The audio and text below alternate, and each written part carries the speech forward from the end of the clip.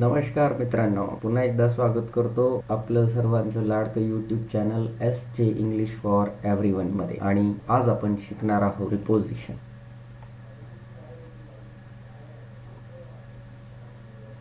अर्थातच शब्दयोगी अव्यय. तर नेमकं मित्रांनो, शब्दयोगी अव्यय कुठे वापरतात, कसे वापरतात याविषयी प्रत्येकाला कुतूहल असतं. काही जणांना ते कसे वापरायचे हे माहीत नसतं, म्हणजे कोणत्या प्रसंगावर कोणतं प्रिपोजिशन वापरावं लागतं हे माहिती नसतं. तर आज नेमकं आपण प्रिपोजिशन कुठे, कसं आणि कशासाठी वापरतात या सगळ्यांचा आपण अभ्यास करणार आहोत. तर ज्यांना ज्यांना प्रिपोजिशन शिकायचे आहेत किंवा कंपल्सरी आपल्याला इयत्ता 10वीला प्रिपोजिशन्सवर काही क्वेश्चन्स असतात, तर त्या संदर्भात आणि रायटिंग स्किल मध्ये सुद्धा या प्रिपोजिशन्सचा आपल्याला उपयोग होतो. तर त्या संदर्भात आपण हा व्हिडिओ आज बघणार आहोत. तर हा व्हिडिओ शेवटपर्यंत बघा. तर मित्रांनो, सगळ्यात महत्त्वाचं आहे की सबस्क्राईब आवर यूट्यूब चॅनल, जेणेकरून तुम्हाला आतापर्यंत बनवलेले सगळे व्हिडिओ त्याच्यावर दिसतील आणि इथून पुढे येणाऱ्या प्रत्येक व्हिडिओसाठी तुम्हाला जर अलर्ट हवा असेल तर बेल आयकॉन दाबायला विसरू नका. तर मित्रांनो, सगळ्यात महत्त्वाचं म्हणजे प्रिपोजिशन वापरायचे कुठं. नामाच्या किंवा सर्वनामाच्या पूर्वी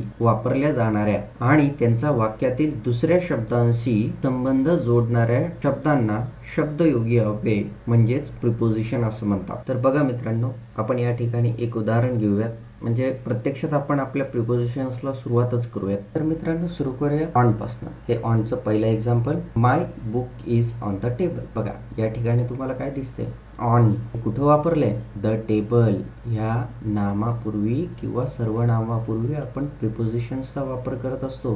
तर दे टेबल, द टेबल हे काय आहे, एक सामान्य नाम आहे आणि त्या सामान्य नामापूर्वी आपण काय वापरतो, ऑन ही प्रिपोजिशन वापरतो. बघा त्यापुढे अजून काय सांगितलं होतं की वाक्यातील दुसऱ्या शब्दांचा सहसंबंध या शब्दांशी जोडण्यासाठी या ठिकाणी आपण शब्दयोगी अव्यय म्हणजेच प्रिपोजिशन वापरत असतो. ठीक आहे. तर हे एक्झाम्पल आहे आपलं व्याख्याचं आणि हेच एक्झाम्पल आहे आपलं ऑनचं सुद्धा. तर या ठिकाणी नेमकं त्यांना काय सांगायचंय की my book is on the table. हे केव्हा वापरायचं, my book is on the table. बघा मित्रांनो, असा टेबल असणार आहे आणि हे असं पुस्तक असणार आहे. तर ज्या वेळेला एखादी वस्तू ही जेव्हा एखाद्या वस्तूला एखादी वस्तू स्पर्श करून ठेवलेली असेल त्यावेळेला आपण त्या ठिकाणी ऑन वापरू शकतो. म्हणजे समजा आपल्याला दिसलं की टेबल दिसतोय, पुस्तक दिसतंय आणि त्यावेळेला आपण त्या ठिकाणी प्रिपोजिशन वापरायचं. तर टेबल आणि पुस्तक हे जर एकमेकांना स्पर्श करून ठेवलेलं असेल, ते बिलकुल हालचाल करत नसेल, तर त्यावेळेला the book is on the table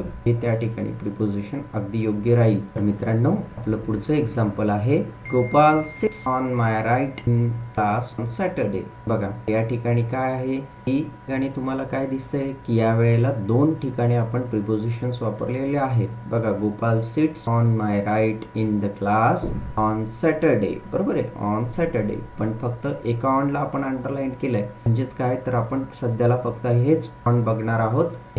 on my right on आपण हे प्रिपोजिशन आपण नंतर बघणार आहोत. तर ऑन या ठिकाणी का बरं आहे व हे ऑन या ठिकाणी का वापरलं आहे. बघा मित्रांनो, ज्या वेळेला आपण वार किंवा तारखेपूर्वी काय वापरतो, ऑन हे प्रिपोजिशन वापरतो. वेळ काळ दर्शवण्यासाठी सुद्धा आपण ऑन प्रिपोजिशनचा वापर करू शकतो. या ठिकाणी वार दाखवण्यासाठी ऑन वापरलेला आहे. आपण सुद्धा वार दाखवण्यासाठी, वेळ दाखवण्यासाठी, काळ दाखवण्यासाठी या ठिकाणी ऑन या प्रिपोजिशनचा वापर करू शकता. तर मित्रांनो, आपण वळूयात आपल्या नेक्स्ट एक्झाम्पल कडे. जे एक्झाम्पल तुम्हाला या ठिकाणी दिसत आहे बघा, Nachiket seats on my left in the class. आठवलं का, मागच्या एक्झाम्पल मध्ये आपण माय लेफ्ट हे वापरलं होतं, ऑन माय राईट वापरलं होतं. ते आता या ठिकाणी ऑन माय लेफ्ट आहे. तर ते ऑन माय लेफ्ट आपल्याला या ठिकाणी बघायचं आहे. तर काय नेमकं मित्रांनो, तुमच्या लक्षात आलंच असेल की काय दाखवण्यासाठी, बाजू दाखवण्यासाठी आपण त्या ठिकाणी ऑनचा वापर करू शकतो. On my left, on my right. बरोबर आहे. तर ह्या गोष्टी तुम्हाला समजत असतील, कळतंय ना मित्रांनो कसं चाललंय. ठीक आहे. नेक्स्ट एक्झाम्पल आपण घेऊयात. नेक्स्ट एक्झाम्पल आपल्या समोर आलंय, Rahul wrote an essay on the Indian farmer. बघा, राहुलनी काय केलंय, एसे लिहिलंय. हे एसे लिहिणे किंवा एखाद्या विषयावर बोलणे व एखाद्या विषयाबद्दल लिहिणे, त्याला काय आपण त्या ठिकाणी ऑन हे प्रिपोजिशन वापरतो. एखाद्या विषयावर बोलणे किंवा एखाद्या विषयावर लिहिणे त्यावेळेला आपण काय वापरतो, ऑन हे प्रिपोजिशन वापरतो. तुम्हाला साईडला तुम्हाला काही चित्र दिसत आहेत मित्रांनो, तर हे चित्र स्वरूपात का दिलंय तुम्हाला, हे चित्र स्वरूपात यासाठी की मला ते समजावं. जे ज्या वेळेला तुम्ही हे एक्झाम्पल वाचणार त्यावेळेला तुम्हाला हे चित्र दिसणार आणि त्यावेळेला ज्या वेळेला तुम्हाला हे चित्र दिसणार त्यावेळेला तुमच्या लक्षात येणार की अरे एखाद्या विषयावर बोलताना व एखाद्या विषयाबद्दल आपण लिहित असू असं जर सांगायचं असेल त्यावेळेला आपल्याला काय वापरायचं, हे प्रिपोजिशन वापरायचं. त्यासाठी तुमच्या समोर काय दिलंय, चित्र स्वरूपामध्ये माहिती दिली मित्रांनो. म्हणजे काय होईल, मला त्या माहितीचा पुरेपूर उपयोग होईल. एक तर तुमच्या चित्र लक्षात राहील किंवा एक तर तुमच्या काय लक्षात राहील, लिहिलेल्या ओळी लक्षात राहतील, जेणेकरून काय होईल तुम्हाला वेळेवर ते आठवावं साठी केलेली ही कृती. काय, आपण एखादा विषय वाचल्यानंतर किंवा एखादी कादंबरी वाचल्यानंतर ती आपल्याला फार थोड्या काळा लक्षात राहते. त्या कादंबरीवरील एखादी चित्रपट जर आपण बघितला असेल तर तो चित्रपट आपल्या दीर्घकाळ लक्षात राहतो का, व्हिज्युअल मेमरी आपली जी असते ती व्हिज्युअल मेमरी ही खूप स्ट्रॉंग असते, लवकर विसरत नाही. आणि व्हिज्युअल मेमरीचा आपण या ठिकाणी वापर केला आहे. तर मित्रांनो आपलं पुढचं उदाहरण बघूयात. आपलं पुढचं उदाहरण आहे the children depend on their parents. या उदाहरणामध्ये आपण काय बघणार आहोत, या ठिकाणी ऑन जे वापरलं आहे हे ऑन कशासाठी वापरलं आहे, तर त्यावेळेला एखाद्यावर अवलंबून असणे या अर्थाने ज्या वेळेला आपण बोलत असतो त्यावेळेला आपल्याला ऑन हे प्रिपोजिशन वापरायचं असेल. एखाद्यावर विसंबून असणे म्हणजे काय, चिल्ड्रन म्हणजे हे चिल्ड्रन ऑन देअर पॅरेंट्स, ते कोणावर अवलंबून आहे, कोणावर विसंबून आहे, त्यांच्या पालकांवर विसंबून आहे, त्यांच्या आई वडिलांवर विसंबून आहे. या ठिकाणी आपण ऑन हे प्रिपोजिशन वापरलं. चला बघूयात आपलं पुढचं एक्झाम्पल. हे पुढचं example, Krishna came here on purpose. काय या ठिकाणी म्हणायचं आहे, मुद्दाम येणे, माने हा अर्थबोध होत असताना वापरतात. एक्झाम्पल बघूयात. Man turn the button on, man turn the button. या ठिकाणी काय येईल त्याचं, man turn the button on म्हणजे ज्या वेळेला एखादं स्विच असेल, स्विच आहे, स्विच या माणसाने काय केलं आणि पुन्हा काय झालं, गेला. असंच तुम्ही सुद्धा आपलं चॅनल सबस्क्राईब करा आणि असा आरामात तुम्ही त्याचा अभ्यास करा. म्हणजे जेव्हा पाहिजे तेव्हा, तुम्ही झोप आली असेल तर झोपून जा, ज्यावेळेला तुम्हाला गरज असेल अभ्यासाची त्यावेळेला तुम्ही अभ्यास करा. एखादं स्विच ऑन ऑफ करण्यासाठी सुद्धा आपण काय करतो, ऑन या प्रिपोजिशनचा वापर करतो. तर ठिकाणी सुद्धा याचा रोल प्रिपोजिशन म्हणूनच राहतो. तर एवढ्याच ठिकाणी आपण वापरतो का बटन ऑन ऑफ करण्यासाठी, तर नाही. होल्ड ऑन बघा, ज्या वेळेला आपण फोनवर बोलत असतो त्यावेळेला बऱ्याचदा आपण कंपनीशी बोलत असतो. त्याला तक्रार करायची असेल तर त्यावेळेला आपण काय करतो, तक्रार करायची असेल त्यावेळेला आपण काय करतो, कस्टमर केअरशी बोलतो. त्यावेळेला आपल्याला बऱ्याचदा असं ऐकायला मिळतं की hold on your call is very important to us, will shortly to you. आपण बऱ्याचदा ऐकत असतो होल्ड ऑन. या ठिकाणी सुद्धा ऑन हे प्रिपोजिशन वापरतात. नंतर बघा मित्रांनो, पुट ऑन म्हणजे एखादी वस्तू ठेवायची असेल तर त्यावेळेला सुद्धा आपण ऑन हे प्रिपोजिशन वापरतो, पुट ऑन. ठीक आहे, टेबल, एखाद्या टेबलवर वस्तू ठेव, पुट ऑन द टेबल, असं त्या ठिकाणी आपण बोलू शकतो. मित्रांनो हे झालं आपलं ऑन प्रिपोजिशन. नंतरचं प्रिपोजिशन आहे अपॉन. गोष्ट लक्षात आली असेल, ऑन अपॉन वापरताना आपल्याला बऱ्याचदा कन्फ्युजन होतं. त्यामुळे ऑन नंतर अपॉन घेतलेला आहे म्हणजे तुम्हाला कळेल की नेमकं अपॉन कुठे वापरायचं, ऑन कुठे वापरायचं. तर सगळ्या गोष्टी तुम्हाला कळण्यासाठी त्या ठिकाणी आपण काय करतोय, आपले पोझिशन्स एका पाठोपाठ बघतोय, म्हणजे जेणेकरून त्यांचे नियम तुमच्या लक्षात राहतील आणि करून तुम्हाला ते वापरायचे कसे हे सुद्धा कळेल. तर बघूयात आपलं पुढचं एक्झाम्पल.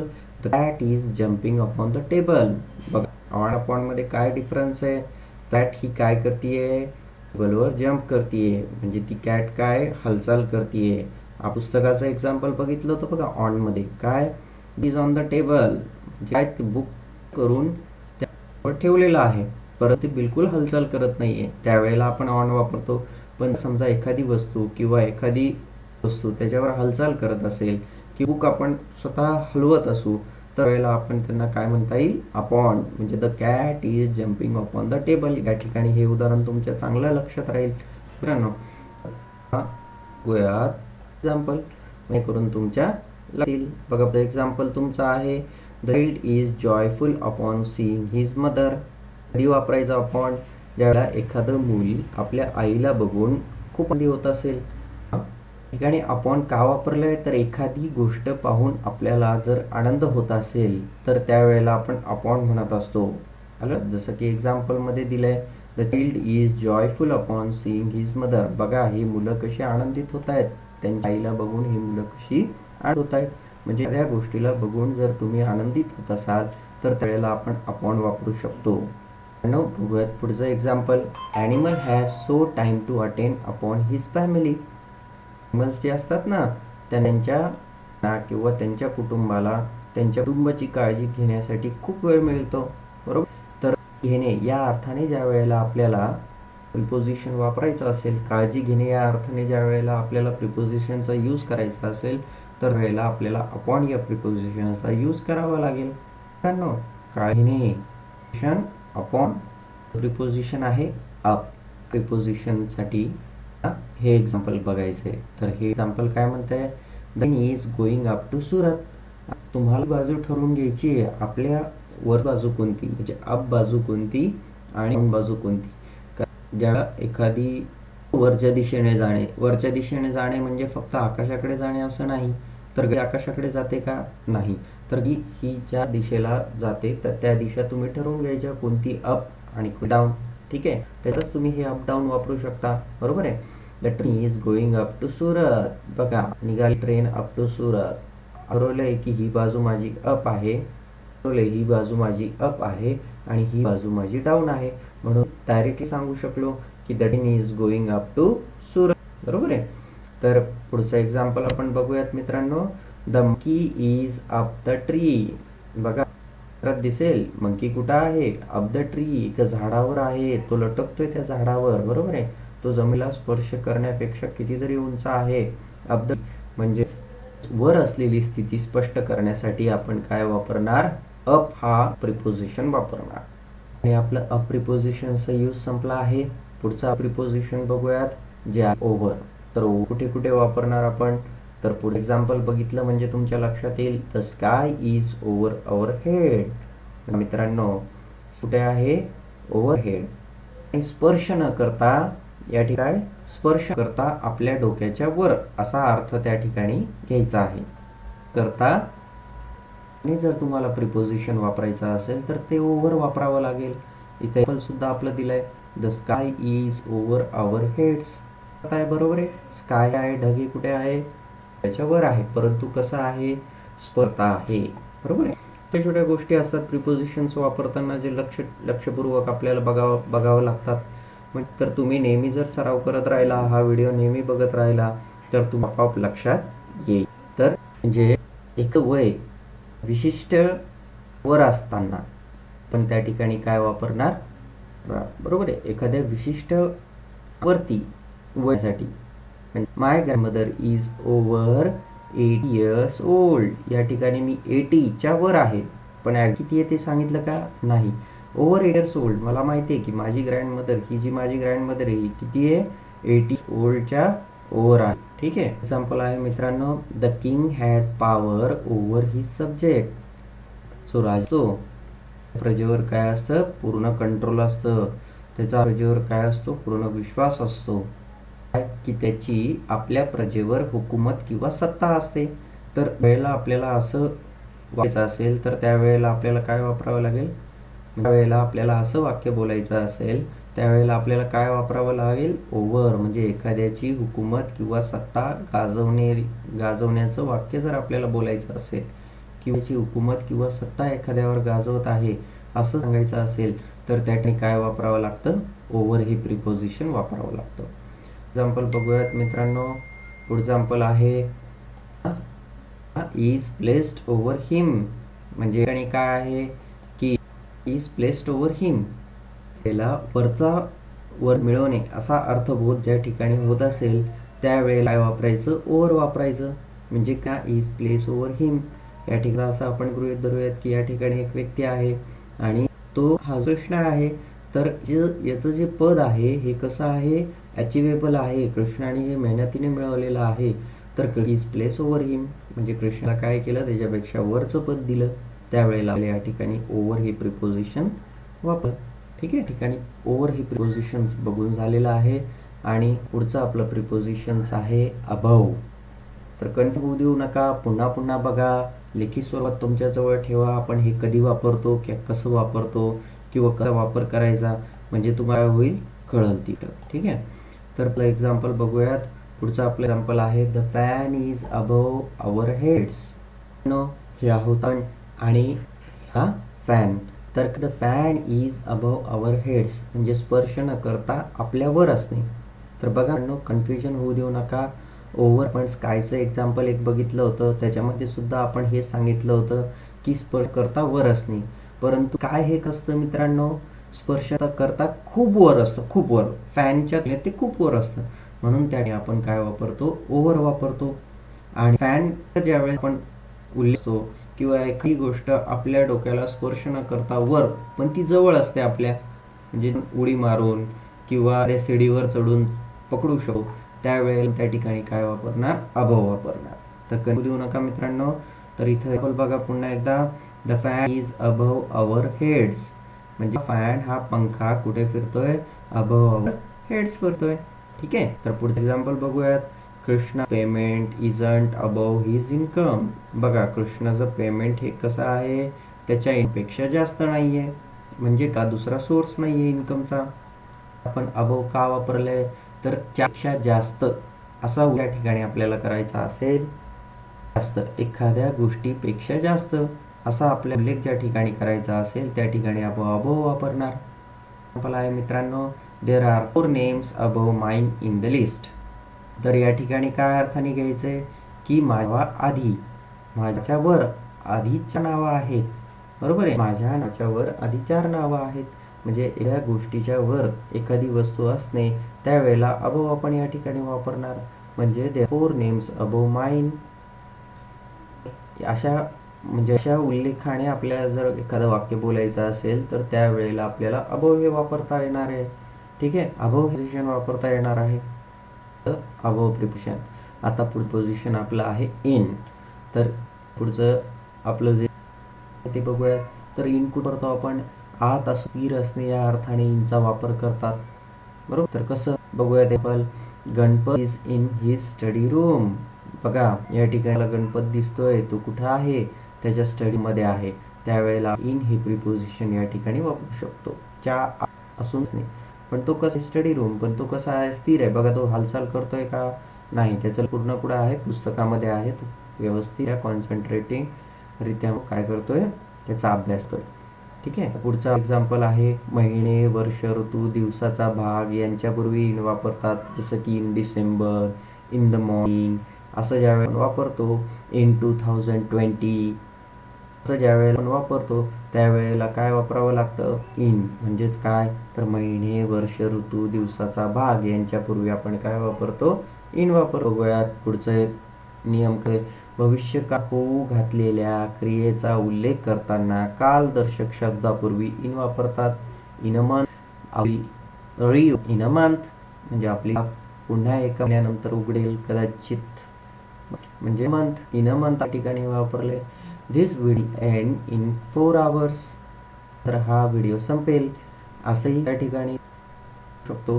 म्हणजे भविष्यकाळ होऊ घातलेल्या क्रियेचा उल्लेख करताना भविष्यकाळ, इन अ मंथ म्हणजे पुढच्या एका महिन्यामध्ये, इन 4 म्हणजे पुढच्या 4 घंट्यांमध्ये, बरोबर आहे.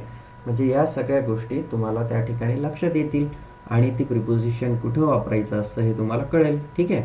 तर पुढे बघूयात. मोठे शहर, राज्य, देश यांच्या नावापूर्वी सुद्धा इन वापरतात. मग एक्झाम्पल म्हणजे काय, in Aurangabad, in Maharashtra, in India असं आपण त्या ठिकाणी वापरतो. आपण म्हणतो ना, where do you live, in Maharashtra, बरोबर आहे. In Maharashtra, where do you live, in Aurangabad. In औरंगाबादच्या आतमध्ये अशा म्हणजे एखाद्या मोठं शहर, राज्य, देश यांच्या नावापूर्वी सुद्धा आपण इन वापरतो. ठीक आहे. तर मित्रांनो आपलं पुढचं प्रिपोजिशन आहे इन टू. यामध्ये तुम्हाला बघायचं आहे example, the family is going in to the house. बघा इथं एक्झाम्पल दिलंय, दिसती तुम्हाला ही फॅमिली कुठे चालली आहे, इन टू द हाऊस, जे घराच्या आतमध्ये. हालचाल करून आत येणे या वेळेला आपण इन टू वापरतो. ठीक आहे. बघा, the family is going in to the house, हालचाल करते ती फॅमिली, दार उघडण्याची हालचाल चालू आहे आणि त्यावेळेला आतमध्ये प्रवेश करते. ठीक आहे. एक्झाम्पल आहे मित्रांनो, the study transfer in to sleep, त्या स्थितीमधून दुसऱ्या स्थितीमध्ये बदल होताना. बघा आता एक्झाम्पल बघा, इथे स्टडी चालू होता, स्टडीची स्थिती बदलून काय झाली, the study transfer in to sleep, study कशामध्ये बदलली, स्लीपमध्ये बदलली. पुन्हा इंटूचा वापर करतात. ठीक आहे. पुढचं आपलं प्रिपोजिशन आहे बिटवीन. तर एक्झाम्पल बघूया. A red jacket girl is between white jacket girl and blue jacket girl. बिटवीनचा अर्थ दोन वस्तू किंवा दोन व्यक्तींमध्ये असणे, या अर्थाने बिटवीन वापरतात. बघा आता एक्झाम्पलवरनं कळून येईल. आपलं एक्झाम्पल काय आहे, रेड जॅकेट गर्ल. बघा, रेड जॅकेट गर्ल दिसते तुम्हाला. ही कुठे आहे, ही बिटवीन आहे. कोणाच्या बिटवीन आहे, व्हाईट जॅकेट गर्ल. बघा, पलीकडची जी गर्ल आहे ती काय आहे, व्हाईट जॅकेट गर्ल आहे. अँड ब्लू जॅकेट गर्ल म्हणजे रेड जॅकेट गर्ल ही white jacket girl and blue jacket गर्लच्या कुठे आहे, मध्ये आहे. म्हणजे जेणेकरून तुम्हाला काय लक्षात येईल की बिटवीन हे कसं वापरतात, कुठे वापरतात, दोन वस्तूंच्या मध्ये किंवा दोन व्यक्तींच्या मध्ये, या अर्थाने आपण बिटवीन वापरतो. ठीक आहे. चला तर पुढचं आपलं प्रिपोजिशन बघूयात, अमॉंग. अमॉंग हे आपण कुठं वापरतो, एक्झाम्पल बघूयात म्हणजे तुमच्या लक्षात येईल. He was lost among the crowd. He was lost among the crowd. तर या ठिकाणी बघा एक्झाम्पल तुमच्या लक्षात येईल, अनेकांच्या मध्ये असणे असा ज्यावेळेस उल्लेख करायचा असेल त्यावेळेला अमॉंग हे प्रिपोजिशन वापरतो. म्हणजे अनेकांच्या मध्ये असणे या उद्देशाने ज्यावेळेला आपल्याला उल्लेख करायचा असेल त्यावेळेला अमॉंगचा वापर करतात. म्हणजे खूप गर्दी आहे. बघा, he was lost among the crowd. तो कुठे हरवला आहे, या गर्दीमध्ये हरवत आहे. बघा, तो हरवला आहे, पडतोय खाली, बरोबर आहे, हरवला आहे. तर या गर्दीमध्ये तो कुठेतरी हरवला आहे म्हणून तो खाली पडतोय. ठीक आहे. तर आपलं पुढचं प्रिपोजिशन्स आहे थ्रू. तर हे थ्रू प्रिपोजिशन्स कधी वापरतो, the bus drived the rest of the way through many trees. म्हणजे बसने काय केले, त्याचा पुढचा मार्गक्रमण हा कसा होता, मेनी ट्रीजच्या मधून होता, थ्रू द ट्रीज मधून. तर या ठिकाणी आपण काय दाखवण्यासाठी, तर या ठिकाणी आपण गती दाखवण्यासाठी थ्रूचा वापर करतो. बघा, एक्झाम्पल तुमच्या समोर आहे, दिसली बस, कुठे जाते ती, थ्रू मेनी ट्रीज म्हणजे झाडांच्या मधनं वेगाने जाते. तर या ठिकाणी आपण गती दाखवण्यासाठी सुद्धा थ्रूचा वापर करतो. आपलं पुढचं एक्झाम्पल आहे, Vinay has set up this through many difficulties. म्हणजे अनेक अडचणींमधून एखादी कृती केली असेल, जसं की ह्या विनयने केलंय. बघा काय, Vinay has set up this through many difficulties म्हणजे अनेक अडचणींमधून विनयने काय केलं, यशावर मात केली. बघा, हा आहे विनय, यांनी यशावर मात केली. हा कसा करतोय, जल्लोष साजरा करतोय, बरोबर आहे. तर असंच आपलं पुढचं प्रिपोजिशन आहे मित्रांनो, डाऊन. डाऊन या प्रिपोजिशन बद्दल आपल्याला आता माहिती गोळा करायची. तर बघा, या ठिकाणी आपण एक एक्झाम्पल घेतलंय, the train is going down to Bhusawal. मी जसं तुम्हाला आधी पण सांगितलं होतं की तुम्ही तुमच्या बाजूने दिशा ठरवून घ्यायची की तुमची कोणती दिशा डाऊन आणि कोणती दिशा अप. तर आता मी ही दिशा काय घेतली आहे, डाऊन घेतली आहे, आणि ही दिशा माझी अप घेतली आहे. तर या दोन दिशेमध्ये कन्फ्युजन नका होऊ देऊ. पुन्हा म्हणताल की डायरेक्शन्स तुम्ही ठरवलेले नाही आहेत आणि मग बिना डायरेक्शनचं. तर तुम्ही डायरेक्शन ठरवताय, कोणती दिशा तुमची डाऊन आहे, कोणती दिशा तुमची अप आहे, तर त्यावेळेला तुम्हाला वापरता येईल. तर माझी ही दिशा डाऊन आहे आणि ही दिशा माझी अप आहे. आधी मी ही डाऊन घेतली होती, ही अप घेतली होती. आता मी काय करतोय, ही अप घेतोय आणि ही दिशा माझी डाऊन घेतोय. ठीक आहे. तर बघा, आपली ट्रेन निघाली आहे. आपली ट्रेन कुठे निघाली आहे, येस, ही इथे आपली train. The train is going down to Bhusawal. ही ट्रेन कुठे चालली आहे, भुसावळला चालली आहे. ठीक आहे. तर खालच्या दिशेने जाणे अशा उल्लेखाने आपल्याला डाऊन वापरायचा आहे. पुढचं एक्झाम्पल आपलं बघूयात, सिट डाऊन. जसं आपण सिट डाऊन म्हणतो, सिट डाऊन दिशा ठरवलेली आहे. तर सिट डाऊन म्हणताना आपण काय करत असतो, सिट डाऊन आपण ज्या वेळेला म्हणतो त्यावेळेला काय होतं की आपण खालच्या दिशेने बसतो, तर त्यावेळेला आपण ठरवलेलं असतं की आपली खालची दिशा कोणती आहे, ती सिट डाऊन म्हटलं की आपण बरोबर खालच्या दिशेने बसतो. ठीक आहे. तर हे आहेत आपले डाऊनचे उपयोग. तर आपलं पुढचं प्रिपोजिशन आहे अंडर. अंडर कधी वापरतो बघा, the dog is sitting under a table, हे आपलं एक्झाम्पल आहे.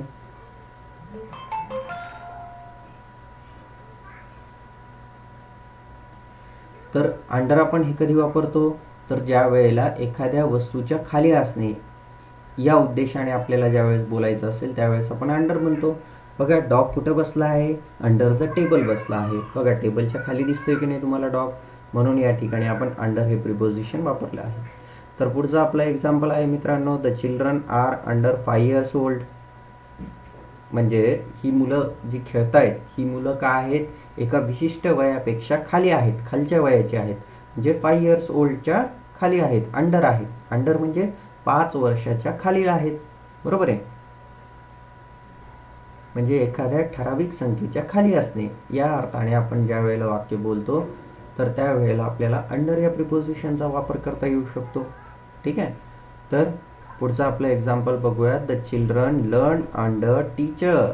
म्हणजे मुलं हे कोणाच्या आधिपत्याखाली शिकतात, शिक्षकांच्या, जे एखाद्याच्या हाताखाली शिकतात, म्हणजे कोणाच्या, टीचरच्या. ठीक आहे. तर ज्या वेळेला आपण एखाद्याच्या हाताखाली अशा अर्थाने आपण बोलत असतो त्यावेळेला अंडर या प्रिपोजिशनचा वापर करत असतो. ठीक आहे. The children learn under the teacher. मुलं ही शिक्षकांच्या सानिध्यात शिकत असतात, शिक्षकांच्या हाताखाली शिकत असतात, म्हणजे शिक्षक त्यांना शिकवतात आणि त्यावेळेला मुलं शिकतात, बरोबर आहे. आपण घरी किती शिकण्याचा प्रयत्न केला तरी तुम्हाला आई वडिलांनी किती समजून सांगण्याचा प्रयत्न केला तरी तुम्ही तेवढं कॅप्चर करू शकत नाहीत. परंतु ज्या वेळेला आपण अंडर हा शब्द वापरतो त्यावेळेस the children learn under teacher. मुलं ही कोणाच्या आधिपत्याखाली शिकतात, मुलं ही शिक्षकाच्या आधिपत्याखाली शिकतात, म्हणजे शिक्षकाच्या हाताखाली शिकतात. ठीक आहे. तर पुढचं आपलं प्रिपोजिशन आहे बिलो. तर पहिलं एक्झाम्पल आपण बघूयात, Raju is below me in the standard. कनिष्ठ पदावर असणे या उद्देशाने ज्या वेळेला आपल्याला बोलायचं असेल त्यावेळेला बिलो हे प्रिपोजिशन आपण त्या ठिकाणी वापरू शकतो. म्हणजे Raju is below me in the standard. Raju हा काय आहे, स्टँडर्डमध्ये. स्टँडर्ड म्हणजे काय, इयत्तेमध्ये माझ्यापेक्षा खाली आहे, म्हणजे तो काय आहे, कनिष्ठ स्तरावर आहे. ठीक आहे. वरिष्ठ आणि कनिष्ठ असं असतं. वरिष्ठ म्हणजे वरच्या स्तरावर आणि कनिष्ठ म्हणजे खालच्या स्तरावर. तर बिलो आपल्याला कधी वापरता येतं, कनिष्ठ, म्हणजे ज्या वेळेला आपल्याला सांगायचं आहे की Raju is below me in the standard, म्हणजे तो माझ्या वर्गापेक्षा खालच्या वर्गाला आहे. ठीक आहे. त्यानंतर पुढचं एक्झाम्पल आहे बघा मित्रांनो, press the subscribe button below logo. बघा सबस्क्राईब बटन आपण सांगतो ना, press the subscribe button below logo. तर हे आहे सबस्क्राईब बटन. तर हे बटन दाबण्यासाठी तुम्हाला काय करावं लागेल, हे बटन दाबण्यासाठी ह्या खालच्या बटनावर तुम्हाला सबस्क्राईब बटनावर प्रेस करावं लागेल. बिलो लोगो असं ज्या वेळेला सांगायचं असेल त्यावेळेला आपण काय वापरणार, हे वापरणार. ठीक आहे. तर बघा पुढचं example, today the temperature is below 40 degree Celsius. म्हणजे आपण काय सांगतोय की आजचं हे जे टेम्परेचर आहे हे कसं आहे, 40 डिग्रीपेक्षा कमी आहे, बरोबर आहे. म्हणजे च्यापेक्षा कमी अशा अर्थाने ज्या वेळेला आपल्याला वापरायचं असेल त्यावेळेला आपण बिलो वापरतो, बरोबर. 40पेक्षा कमी, च्यापेक्षा कमी. तर 40पेक्षा कमी आपल्याला या ठिकाणी टेम्परेचर आज बघायला मिळतंय. तर पुढचं आपलं प्रिपोजिशन आहे मित्रांनो बिनीथ. तर बिनीथचं पहिलं एक्झाम्पल आपण बघूयात, the fruit fail upon the spot beneath. बघा या ठिकाणी हे जे फ्रूट आहे हे फ्रूट काय होतं आहे, हे फ्रूट काय होणार आहे, आता एखाद्या स्पॉटवर पडणार आहे. बिनीथ म्हणजे झाडावरनं खाली, बरोबर आहे, झाडावरनं खाली अशा अर्थाने त्या ठिकाणी आपण ते घेणार आहोत. ठीक आहे. पुढचा आपला एक्झाम्पल आहे मित्रांनो, शी मेक्स फ्रेंड बिनीथ हर.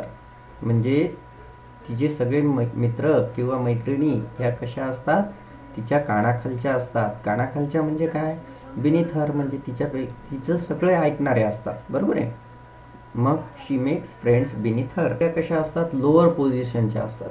तिचं ऐकतात म्हणजे काय, ती वरिष्ठ, आणि तिचं ऐकणारे कोण असतात, कनिष्ठ. कनिष्ठाचं नेहमी वरिष्ठाचं नेहमी कनिष्ठ ऐकत असतो, म्हणून मग ती कशी आहे, वरिष्ठ. ठीक आहे, पोझिशनने ती स्ट्रॉंग असते म्हणून.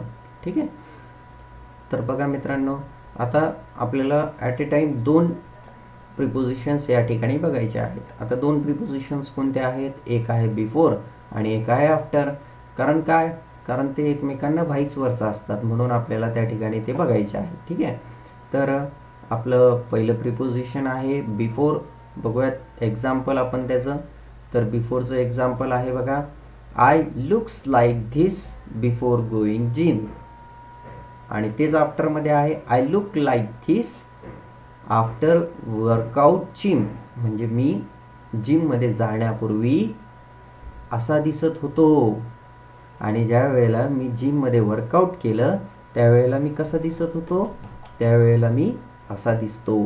आलं लक्षात. I looks like this before going gym. बघा, बिफोर म्हणजे जाण्यापूर्वी, आणि आफ्टर म्हणजे वर्कआउट केल्यानंतर. आफ्टर म्हणजे नंतर आणि बिफोर म्हणजे पूर्वी. ठीक आहे. पुढचं एक एक्झाम्पल घेऊयात. The dog was came before parents.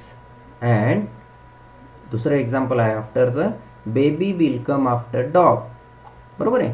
म्हणजे डॉग हा च्या समोर येणे आणि च्या नंतर येणे अशा अर्थाने. च्या समोर येणे म्हणजे काय, बघा आता एक्झाम्पल. हे बघा, हा डॉग काय सांगतोय, look kid it's not that hard.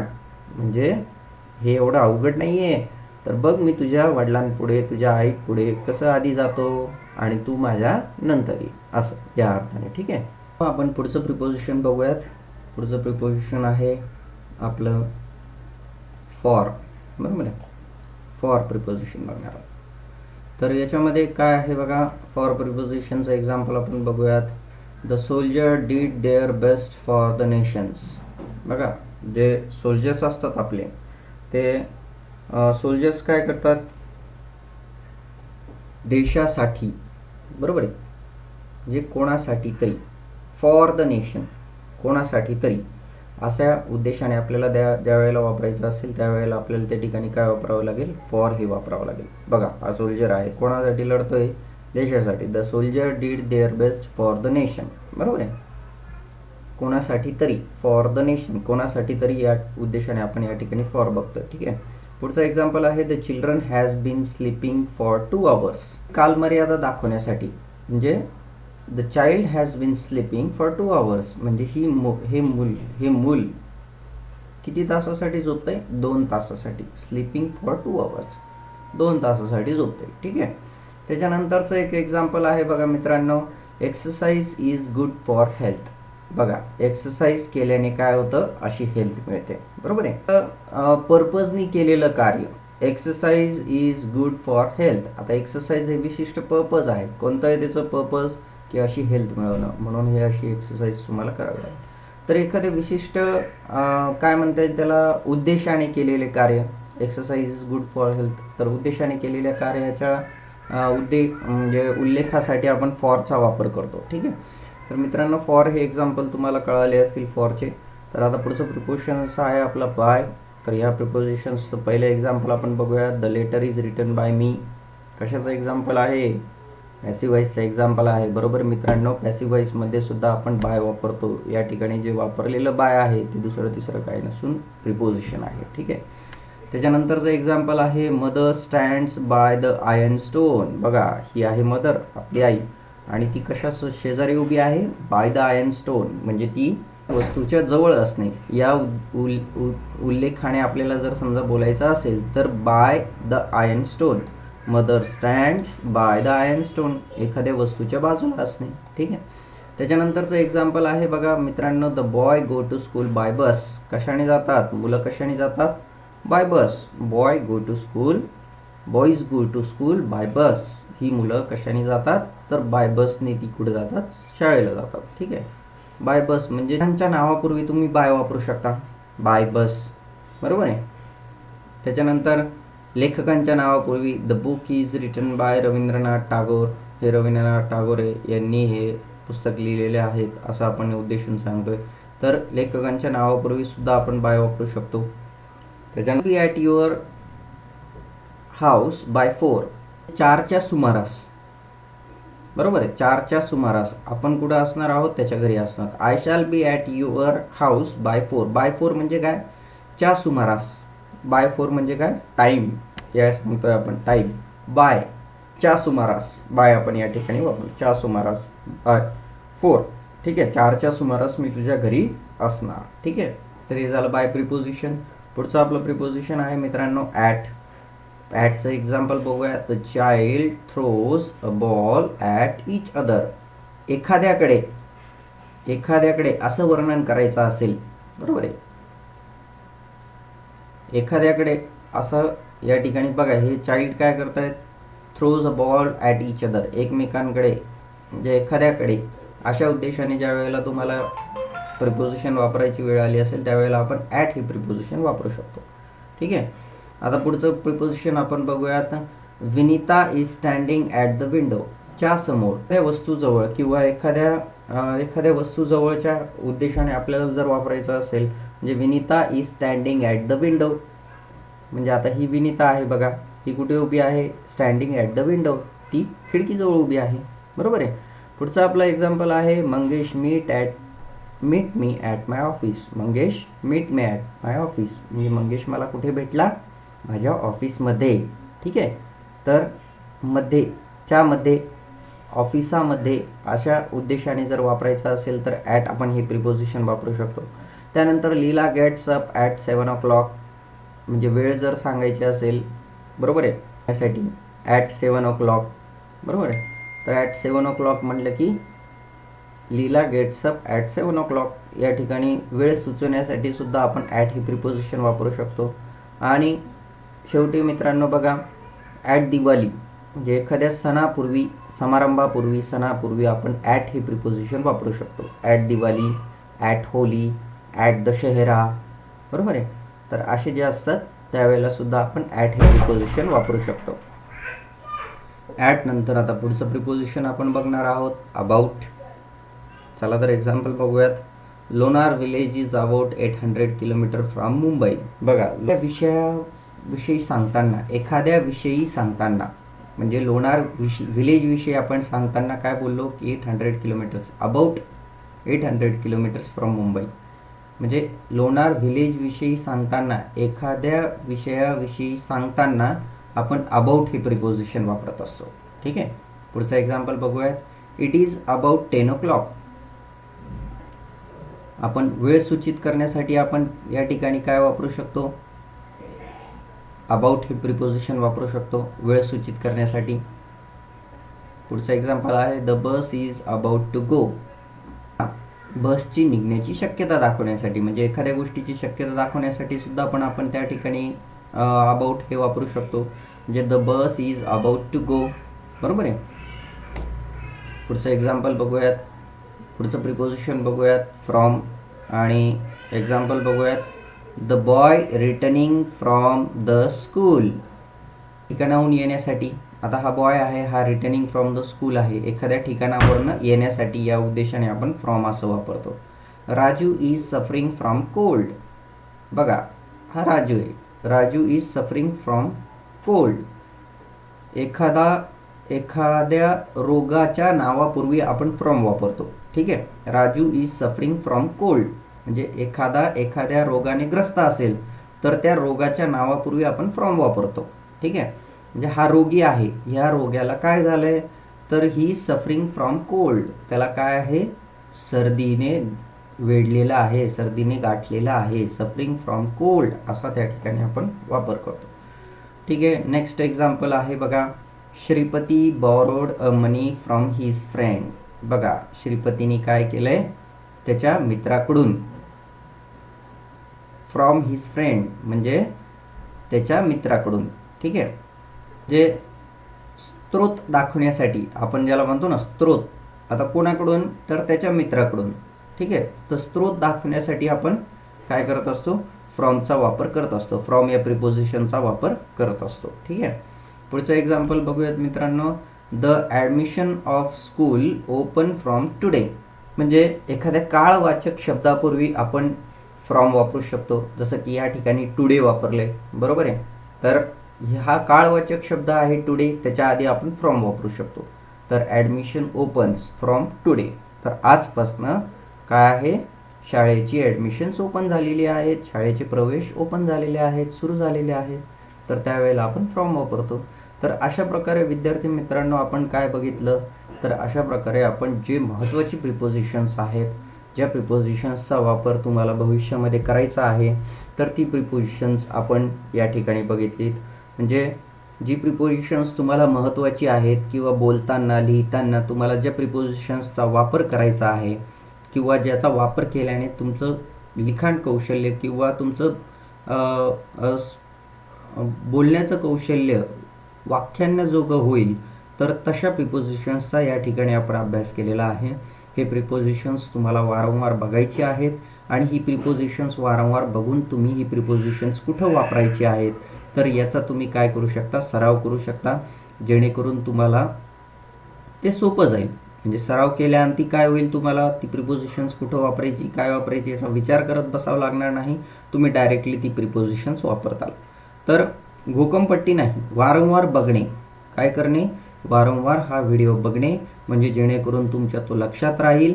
Example through आपण इथं दिलंय बघा, एक्झाम्पल थ्रू आपण काय केलं, या ठिकाणी एक व्हिज्युअल सेटअप तयार केला आहे. ह्या व्हिज्युअल सेटअप थ्रू तुम्हाला काय करता येईल, या व्हिज्युअल सेटअप थ्रू तुम्हाला ह्या सगळ्या गोष्टी काय करता येतील, लक्षात ठेवता. आता हा बॉय तुमच्या डोळ्यासमोर हे वाक्य कधीच येणार नाही, तुमच्या डोळ्यासमोर हे बॉय दिसेल तुम्हाला. अरे तो मुलगा चालत आहे, तो मुलगा येतोय, कुठून येतोय इकडे, काय वाक्य होतं, the boy is returning from school, बरोबर आहे. फ्रॉम, अरे फ्रॉम म्हणजे एखाद्या ठिकाणावरनं परत येण्यासाठी आपण काय वापरतो, फ्रॉम हे प्रिपोजिशन वापरतो. तर ह्या गोष्टी तुमच्या लक्षात राहतील. म्हणून विद्यार्थी मित्रांनो काय करा, वारंवार हा व्हिडिओ बघा, म्हणजे जेणेकरून तुम्हाला काय होईल, तुम्हाला या व्हिज्युअल हे म्हणजे व्हिज्युअल काय म्हणतात त्याला, व्हिज्युअल थिअरीचा वापर करता येईल. ठीक आहे, तर ही व्हिज्युअल थिअरी तुम्हाला वापरता येईल विद्यार्थी मित्रांनो. तर अशा प्रकारे आपण बघितलं की आपण प्रिपोजिशन्सचा वापर कसा करू शकतो. आणि आजचा तुम्हाला जो व्हिडिओ होता तो स्पेशली फॉर प्रिपोजिशन्स केलेला होता. तर विद्यार्थी मित्रांनो म्हणजे एक गोष्ट लक्षात ठेवा की लॉकडाऊन आहे, पण अभ्यास करणंही तेवढं गरजेचं आहे, कारण शाळा कधी उघडतील काही सांगता येत नाही. त्यामुळे पुरेपूर अभ्यास करा, खूप वेळ मिळतोय, सेल्फ प्रिपरेशन करायला खूप वेळ मिळतोय. आपले व्हिडिओ आहेत, आपले व्हिडिओ तुमच्या समोर ठेवतोय, ते व्हिडिओंचा वारंवार अभ्यास करा, म्हणजे जेणेकरून काय होईल, तुम्हाला त्याचा सराव होईल. कारण सराव करण्यासाठी जास्त वेळ मिळतोय तुम्हाला, सराव होईल. थोडासा व्हिडिओ येण्यासाठी उशीर लागतोय, पण निश्चितपणे प्रत्येक आठवड्याला एक तरी व्हिडिओ मी नक्की तुमच्यासमोर ठेवणार आहे. हा व्हिडिओ यायला वेळ लागला, त्याच्यामागे अनेक कारणं असतात. आणि जसं मी तुम्हाला बोललो की हा फक्त इंग्लिशपुरता मर्यादित न ठेवता, तर याच्यावर आपण अजून जे शैक्षणिक व्हिडिओ असणार आहेत, मॅथमॅटिक्स असणार आहे, त्यानंतर तुमचं सायन्स असणार आहे, या सगळ्या विषयाचे व्हिडिओ आपण या ठिकाणी टाकण्याचा प्रयत्न करणार आहोत. तर कसा वाटला व्हिडिओ, काय वाटली, कमेंट नक्की करा कमेंट बॉक्समध्ये. आणि तुमची काय अपेक्षा आहे, अजून काय शिकायचं आहे तुम्हाला काय शिकायला आवडेल, तर नक्की मला कमेंटमध्ये कळवा, म्हणजे मी त्याच्यावर व्हिडिओ तयार करेल. ठीक आहे.